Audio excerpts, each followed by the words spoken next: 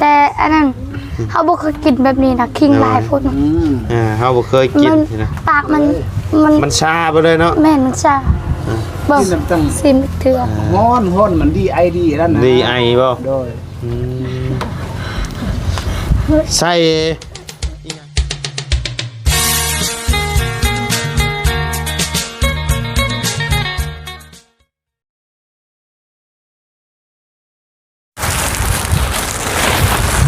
เนาะพี่น้อง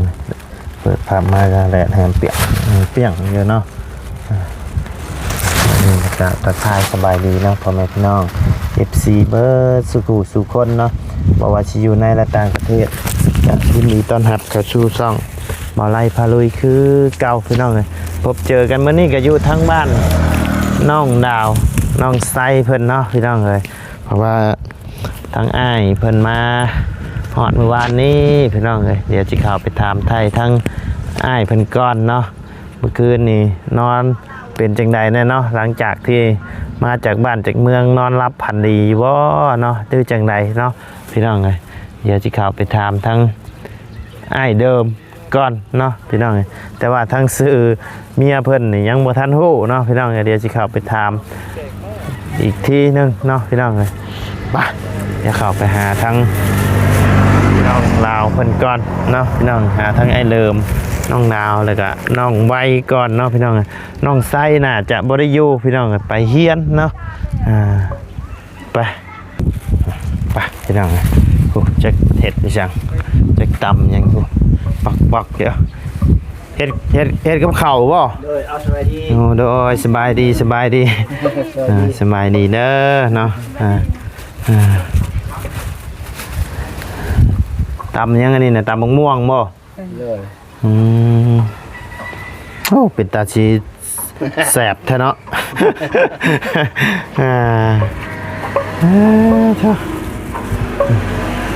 นี่ยังแค่เฮ็ดบ่เฮ็ดนางฟ้าสบายดีน้องไว้หน่อยเป็นได้นอนเฮือนใหม่กะอุ่นดีเนาะนอนนับพันดีอยู่บ่บ่ได้พันเด็กยังบ่ได้ฟันยังเลยนอนรับเลยมาเดินทางมาไม่เมื่อยเนาะนอนรับเลยพี่น้องเลยดีใจเด้มาฮอดนอนอื่นใหม่แน่เลยบ่มาพี่ก็บ่ได้คิดฮอดทั้งบ้านทั้งหยังบ่คิดฮอดอยู่บ่ก็คิดฮอดอยู่ดอกทั้งบ้านสิอยู่ได้ฮอดเดือนอยู่บ่ใช่นี่เนาะโอ้ฮอดบ่โดยใครอยู่ใช่เนาะไปหาเงินหาคำได้มาแล้วมาตั้งครอบครัวแน่โดยเพราะว่าลูกเมียกับมานำเนาะกะชีอยู่ดนอยู่ดอกพี่น้องเอ้ยเอ้าไผฉันนั่นน่ะหลานบ่ก็ดิคือว่าเมื่อวานนี่มาแต่3คนหั่นนะกินซิมบ่ฮะซิมบ่สูตรดวงพวางบ่โอ้สูตรดวงพวางพี่น้องเอ้ยเอาล่ะขนมเด้อน้องใบโดยกินโน่สูตรตำมะม่วงตำดวงสูตรดวงพวางพี่น้องเลยตำใส่ขิงบ่โดยเอากินเอาลองเป็นทั้งเอื้อยบ่โดยสีมือเอื้อยพะเนาะเอื้อยซื้อว่าจังไหนเอื้อยมาบ้าฮะชื่อมอนโอ้นี่กับมอนพุ่นกับมอนเนาะให้เราไงกินข้าคกเลยบ่ตักใส่ถ้วยกันตักใส่ถ้วยกันเนาะเมื่อได้จะไปเริ่มเฮ็ดเบี้ยก็ขึ้นเฮือนใหม่แล้วอย่างเงี้ยอ๋อคือแล้วเฮือนใหม่คุณบ่โดยอ๋อขึ้นเฮือนใหม่มือมันสุกเนาะโดยพี่น้องเอ้ยบ่ได้ใช้พริกบ่ใช่เนาะเบิ่งเองแดงเลยน้ำลายแตกแล้วพี่น้องมาเด้อจะเมียงเด้อมาเด้อมาไหมเมียงเด้อ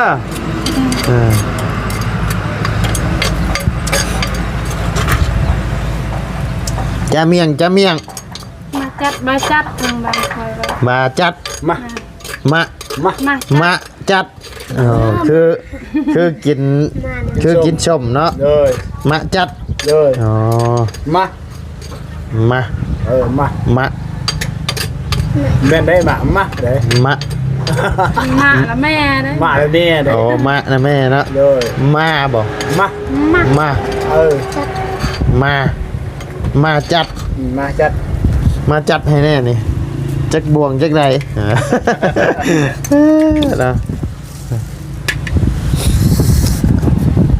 เอากิน คุณย่ากินส้ม มาเด้อ รุ่นนุ่นวด สูตรดวงพวางพี่น้องเลยเบิ้งไปลองมึงเนาะจำใส่ขิงเนาะโอ้เป็นตาสิแสบแท้เนาะบัดนี้จ้า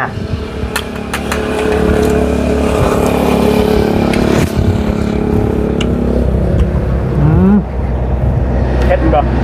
เลิกนี่เป็นใจขิงเนาะ เลย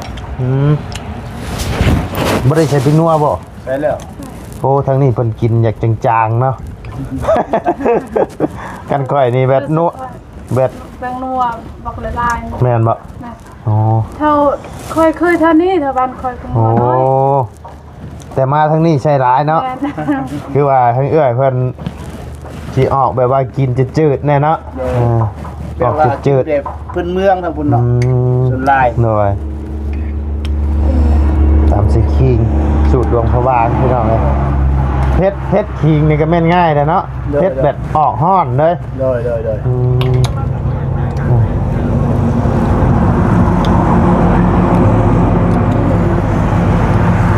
เป็นอะไรน้องดาว หาเป็นนัวแล้ว หาปิ้งนัว โอ้ยเนาะน้องดาวก็หาปิ้งนัวเลยพี่น้องเลยโย่เนาะหาปิ้งนัวใส่เพราะว่าทั้งเอื้อยเพิ่นกินจืดๆแน่เนาะคันสมมุติว่าบ่มีปิ้งนัวนี่ก็เฮ็ดอยู่เฮ็ดกินก็กินได้เด้อบ่ คันเฮาเคยกินได้เหรอ จำเจ้านี่กินได้บ่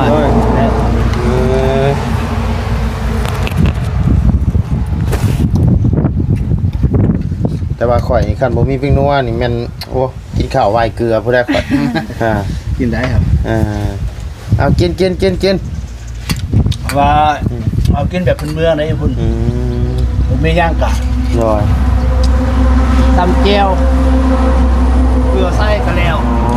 ทั้งน้องชายไปโรงเรียนยังบ่มาเนาะ ยัง บ้าบุญคงเลยค่ะเพิ่นไปใช่ ไปบอกพี่น้องเพื่อน ไปบอกพี่น้องขึ้นเทือน ด้วย ไปบ้านได้นะ จักไปกัน ไปเบี้ยวพี่น้องแถวนั้นติเราไปพุ่น เฮ้ยคือไปไว้แท้มื้อมันชุกผู้บ่แม่นบ่ ไปว่าก้อนเนี่ยเขาเกียมแล้วเทือกกามีแนวเขาช่วยบ่มีเกียมไว้สิ อ๋อไปเว้าเกียมไว้เนาะ โดย น้อยเป็นในทางน้องใบมาอยู่พี่บ่คิดถึงเมื่อบ้านบ่ล่ะ มีโมเนาะแต่สิส่งให้เพิ่นเรียนอยู่ทางนี้บ่อ้าย ก็คันนี้ผมส่งเสริมกับปลายเราเลี้ยงอยู่แถวนี้นั่นแหละมันใกล้บอนเย็นแน่ น้อยคืออยู่บ้านเพิ่นแต่เพิ่นก็เรียนอยู่บ่ เรียน เรียนอยู่เนาะ โดย อ๋อ เรียนก็ว่าแล้วก็บ่มีเงินมีคำไปส่งเสริมเพิ่นนี่แหละก็ยาก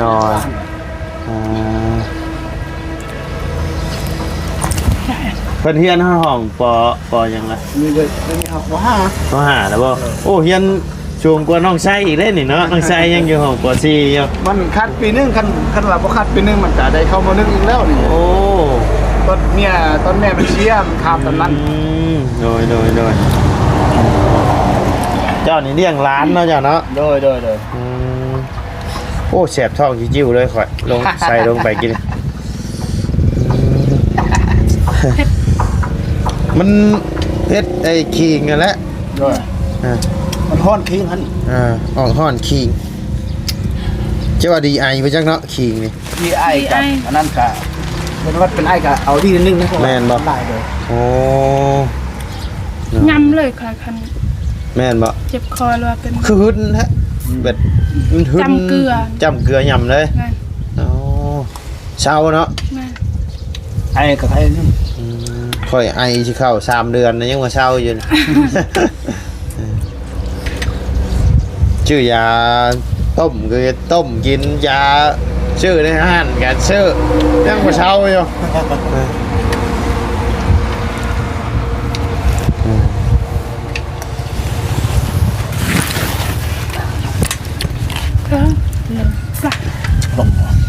มาจันคุณ แซ่บปัญญังเนาะ เอานี่แม่กิน ฮะ จำเกลืออันกินลงดูไอ้นะ โอ้ไวอยู่ข่อย โอ้กินน้อยเดียวสินะเอาเกลือพัดกูด้วยนะ น้อยบ่นี่นะน้อยแล้วบ่นี่นะ โอเค ดีไอเนาะ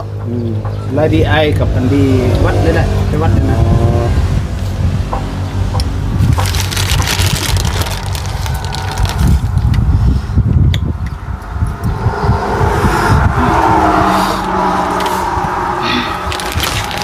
ใส่พริกนัวน้ำบ่ มึงใส่กระใส่วะ ฮะ ใส่ถุง บ่หล่นมันบ่ผมค่อยนี่ ให้บอลลูนเอาลองดู โอ้ย มันอันนั้นได้มันหักขึ้นหรือยัง หึขึ้นบ่คือมีแต่เม็ดพริกนัวให้คอเป็นเกลือซะ ใช่เอาเกลืออันนี้โอ้ยหลายพอได้นี่พอหน่อยนึงเอ้าไปยันคอยบ่ใบฮะนะผมบ่เคยกินนี่คืออะไรขิงนี่นะ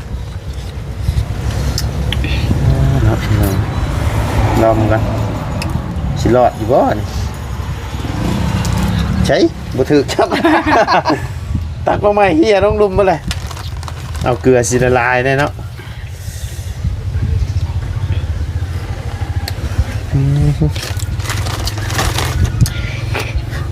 ท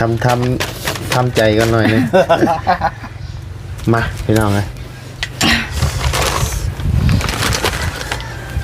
แก้ไอเนาะ แกไอ บ่ฮู้ว่าสิเพิ่มไอหรือบ่พี่น้อง ลองเบิ่งดอก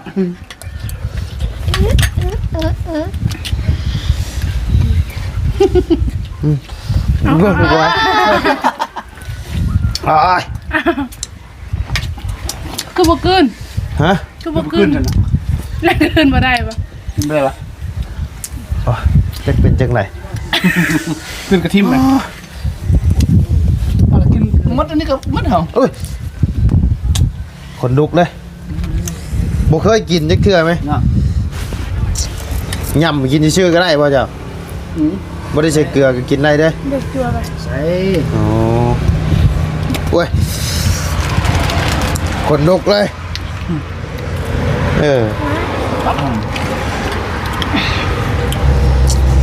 แบดทั้งนั้นนี่แบดเฮ็ดพวกลาบพวกก้อยนี่ใส่ขิงน้ำบ่ ใส่อ้อ อ๋อ ใส่เกลืออันนี้นะ หน่อย อ้อย่างกระยานมากินใส่ หน่อย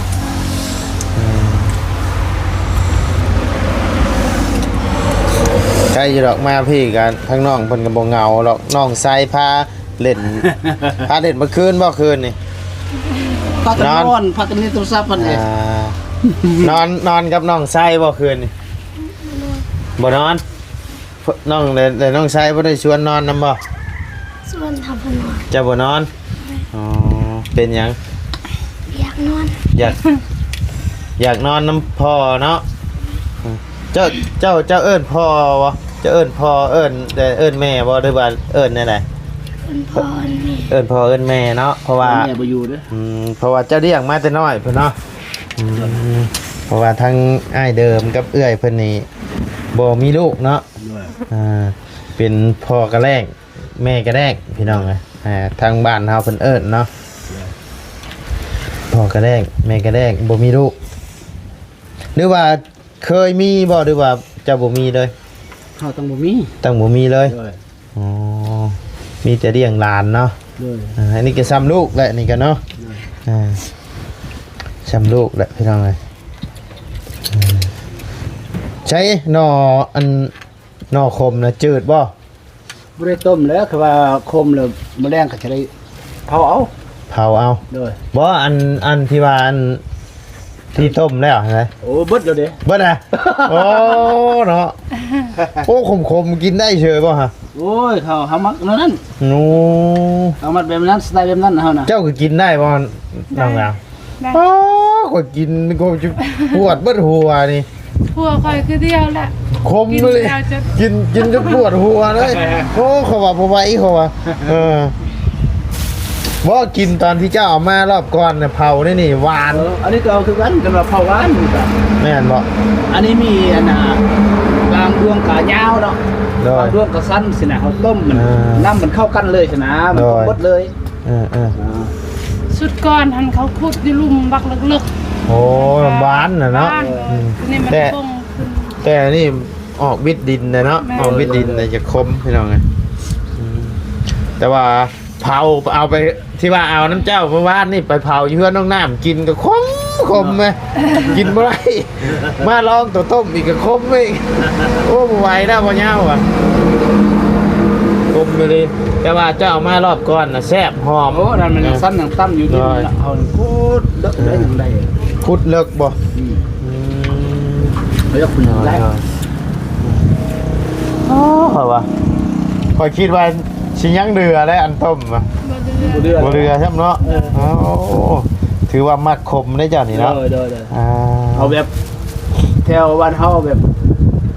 หานลักๆเหมือนนั่นแหละ โอ้โดยเห็นทั้งอันอิหยังทั้งซ้ำเนื้อที่ว่าไอ้แจวว่าบำเพิ่นกินนะคุย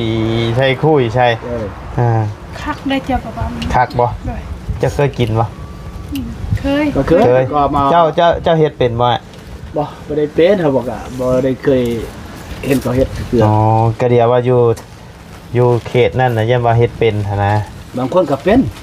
แต่ว่าเจ้าบ่เป็นเนาะ โดย ทั้งเมียเจ้าได้ใช่เป็นบ่ มันก็บ่เป็นคือกันน่ะ อ๋อ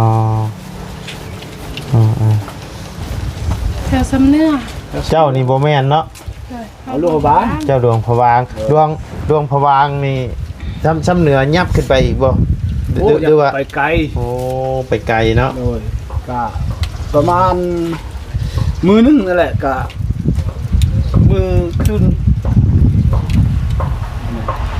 คืนนึงกับเครื่องมือนั่นแหละพอด โอ้ไกลดีเนาะกลัวฮอดไปกรุงเทพไทยพี่น้องเอ้ยดึกเลย คือเอาไปจังซี่โอ้ไกลเสียเพราะว่าทั้งแถวบ้านเฮาบักไปอยู่ไทยเนาะ เอาสบายดีโต เขาไปไทยกับกูไปไกล บ่ วันนี้ เจ้าบ่ลองกินบ่ชมนี่ชมสูตรดวงพะวางนี่ลองมึงดูสิคือกันอยู่บ่ครับ อันแถวเชฟโปนนี่ ชมนี่ไง คือบ่ครับอยู่เชฟโปนนี่ บ่กินยัง เฮ้อบ่กิน บ่กินชม เจ้าบ่กินชมบ่ โดย โอ้ มักชมเท่าแหละ บ่มักชมเนาะเท่าอะไร อาหารน่ะกิน มักแต่อาหาร ชมยอมแล้ว โอ้โดยอ่า ลูกหลานกินคู่มือคอยยอมเท่าแล้วชมปีน่ะบ่ได้กิน ชมนี่แปลว่ากอยเจ้าพงมาอย่างนี้ค่อยมากินอยู่คันต่ำนะนี่น่ะบ่ปานใดค่อยนะ บ่อันนั้นก็แค่เขียวพุ่น เข็ดเขียวบ่ โดย อ๋อโดยอ่า ใช่เบิ่งคงไปป่ะ ฮะ ไปโลไอ้น้อง ไปบอกไอ้น้องเป็นบอกไอ้น้องเลย จักโมงเลยนี่โอ้หา10โมงนะ11โมงน้องชายเลิกเนาะ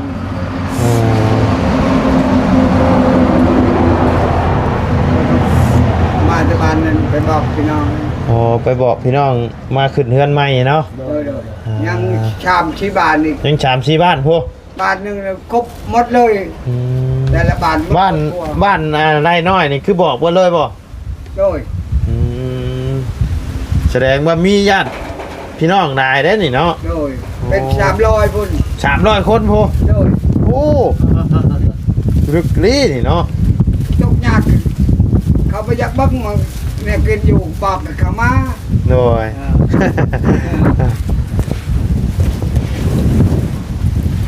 คักจ้ะเฉพาะแล้วจึงไปไว้แต่มื้อนี้หรอกเนาะเพื่อสิไปฮอกพี่น้องเอ้ย200-300พุ่นโอ้เจ้าต้องได้เชือดหลายโตอยู่ได้นี่จ้ะคันเป็นนี่ อ๋อกินปักกินยาแล้ว กินผักกินหญ้าเนาะ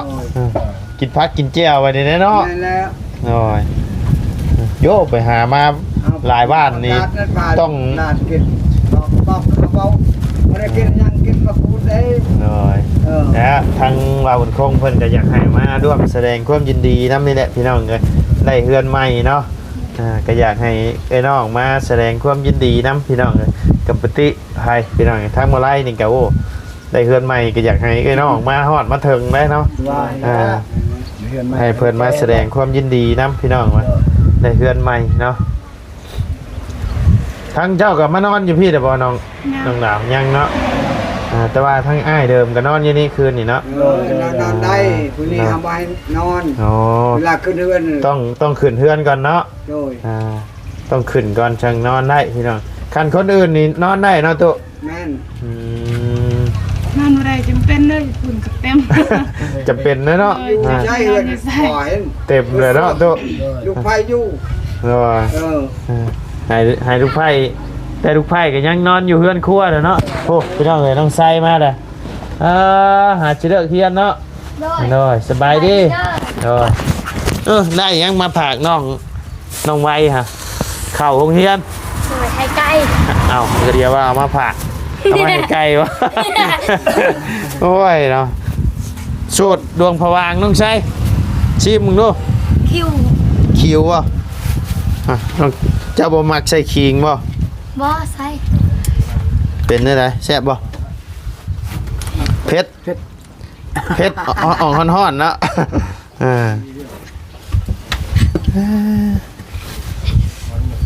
มีแต่อ้ายเดิมไม่ได้กินได้คันแน่นี่ เราเคยกินอยู่บ้านนี่ ข่อยนี่กินบ่ได้แล้วข่อยมันหึนเลย ยอมเท่าแล้วเท่าก็ไม่ได้เท่าไม่ได้ตีกว่า ต้องใช้ก็กินบ่ได้บ่ แซ่บ เท่า บ่ แล้ว ใช่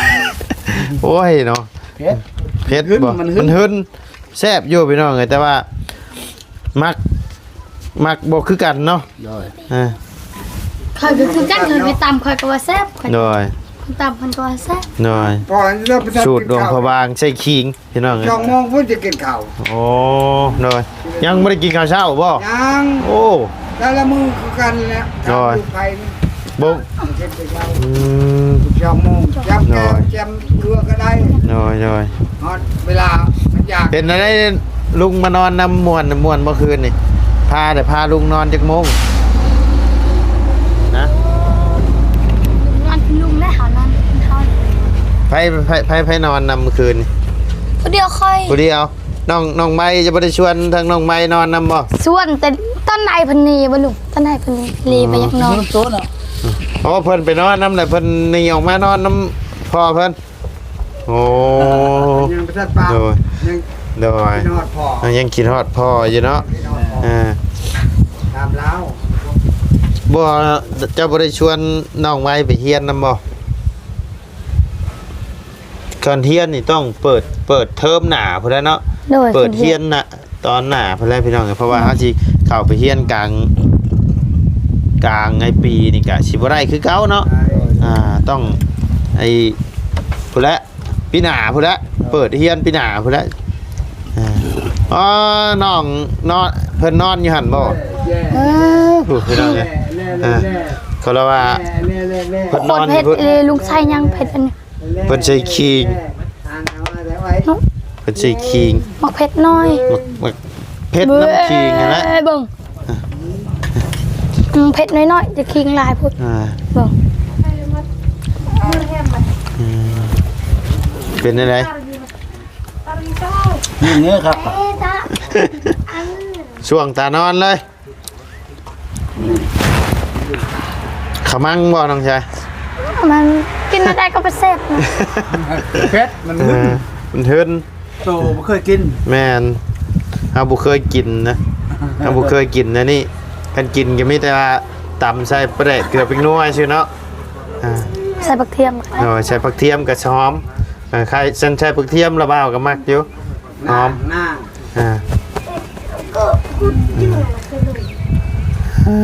เนาะไปนอนน้ำแล้วผัดลักหนีออกมาปะติ โดยเพราะเป็นยังเคยนอนผู้เดียว เคยเปิดตู้สดแจ้งขึ้น เปิดตู้ชอดแจ้ง พาน้องไอ้ไว้ปาร์ตี้บ่ บ่ประตูซื่อ เออพาน้องไว้เต้นเมื่อคืนมาจัก ๆเนี่ยบ่ เฉพาะน้องไว้ยังออกไปนอนอยู่นอกเนาะน้องไว้นอนบ่รับเนาะจะไปเปิดตู้อยู่แล้วก่อนเนาะเป็นม่วนเด้พี่น้องขนาดมื้อนั้นมื้อว่าไรสิมื้อหากะเพิ่นอยู่เพิ่นก็เปิดเพลงไว้เบิดคืนเอิ้น โอ้ใครบ่ได้ยินน่ะ ใส่ก็บ่ได้ยิน ประตูแห้งๆอันนี้ตุ่มๆๆบ่ได้ยินนะเบาปัดค่อยปิดๆนะคะเอ้าเสียงไผผู้ใดเนาะแบบ โดย ค่อยมาเอ้าบ่ไล่ โดย แล้ว ลินแซลมอนกำลังต้มมี กำลังต้มมีกินบ่ โดยต้มไข่ต้ม เบิดแล้วบ่ใครแล้วบ่เอาชื่อมาให้นะ โดย เบิดละ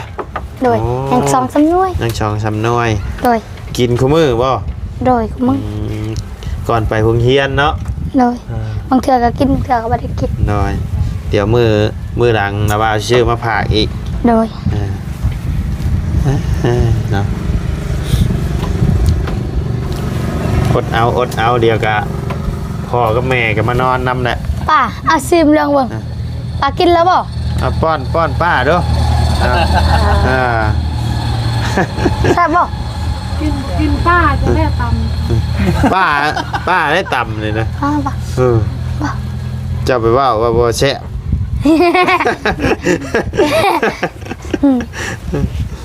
บ แซ่บอยู่แต่อันนั้นเฮาบ่เคยกินแบบนี้นะคิงหลายพุ่น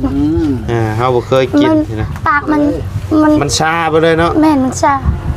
เบิ่ง กินน้ำจัง ซิมอีกเทื่อ ม้อนห้นมันดีไอดีแล้วนะ ดีไอบ่ โดย ใช่อีหยังแน่นี่ปลาแดกก็ใช่บ่ บ่มี บ่มีโอ้ จ้องนะใส่ ใส่แต่เกลือปิงนัว โดย กับขิงเท่านั้นเนาะ โดย กับหมึกพริกพี่น้องอะต้องใส่คันใส่ปลาแดกน้ำนี่โอ้เอาว่าแต่บ่แซ่บตักใช่โอ้ยเนาะ แม่น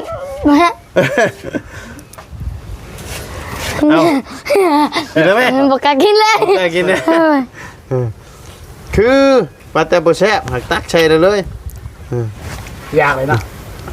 บ่แม่นหิวข้าวบ่ เมื่อกินข้าวจะเช้า ยังบ่ได้กินข้าวแต่เช้าอยู่